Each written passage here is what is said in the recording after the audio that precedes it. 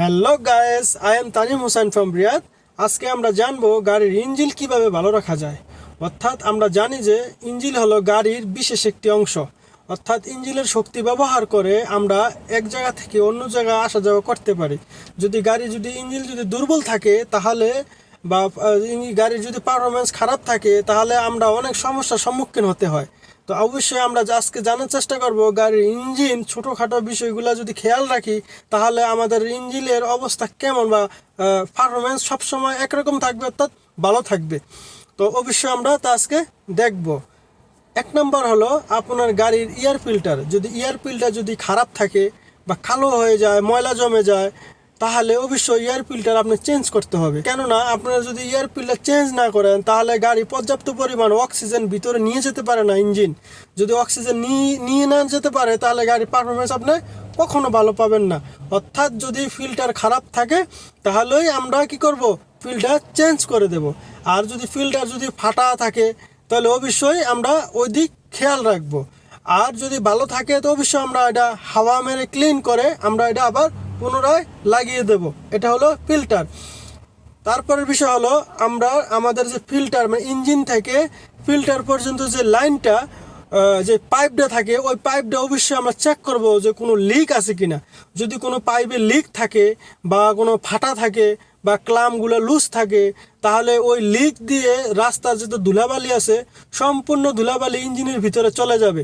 যদি ইঞ্জিনের ভিতরে চলে যায় তাহলে আপনার গাড়ির ইঞ্জিন খুব দ্রুত খারাপ হওয়ার সম্ভাবনা থাকে। অর্থাৎ আমি দেখেছি আপনার প্রায় অনেক ড্রাইভার ওনার যেই পাইপগুলা এগুলা ক্লাম থাকে না বা ফাটা থাকে বা লিক থাকে, কিন্তু না, এটা করা যাবে না। যদি আপনি ইঞ্জিন ভালো রাখতে চান তাহলে অবশ্যই কোথাও কোনো জায়গা দিয়ে যদি লিক না থাকে ওই জিনিসটা আপনি নিশ্চিত করতে হবে।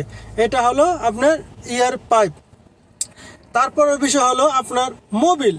যেমন সাধারণত আমরা মোবিল চেঞ্জ করি, যেমন অনেকেই 5,000, 6,000, 10,000 পর্যন্ত কিলোমিটার চালানোর পরে চেঞ্জ করে। আসলে এটা উচিত না, এটা সঠিক নিয়ম না।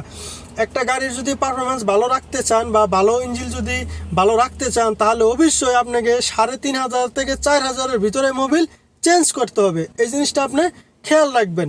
কেননা যদি আপনি 3,500, 4,000-এর ভিতরে যদি মোবিল চেঞ্জ করেন তাহলে আপনার ইঞ্জিনের হেলথ অনেকটা ভালো থাকবে এবং পারফরমেন্স খুব সুপার পাবেন, ভালো পাবেন। যদি আপনি লং টাইম যদি চালান তাহলে আপনি ইঞ্জিন খারাপ হওয়ার সম্ভাবনা থাকে, আপনার ইঞ্জিনের পারফরমেন্স কমে যাবে, ইঞ্জিন খারাপ হওয়ার সম্ভাবনা বেশি থাকবে, ভিতরে কাঁচরা জমে যাবে, ময়লা জমে যাবে, এই সমস্যাগুলো বেশি হবে। তো অবশ্যই আমরা চেষ্টা করব 3,500 থেকে 4,000-এর ভিতরেই মোবিল চেঞ্জ করার। এটা গেল। আর তারপরে হলো আমরা অবশ্যই খেয়াল রাখবো গাড়ির ভিতরে কোনো কম দামি মোবিল আমরা দেব না।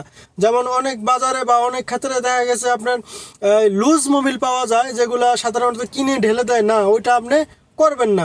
অবশ্যই আপনার গাড়িতে আপনি কোনো ব্র্যান্ডের মোবিল ঢালবেন যাতে আপনার ইঞ্জিন ভালো থাকে। এই জিনিসটা আপনি নিশ্চিত করবেন যেন ব্র্যান্ডের মোবিল, ভালো মোবিল আপনি ব্যবহার করলে আপনি ইঞ্জিনের পারফরমেন্স ভালো পাবেন।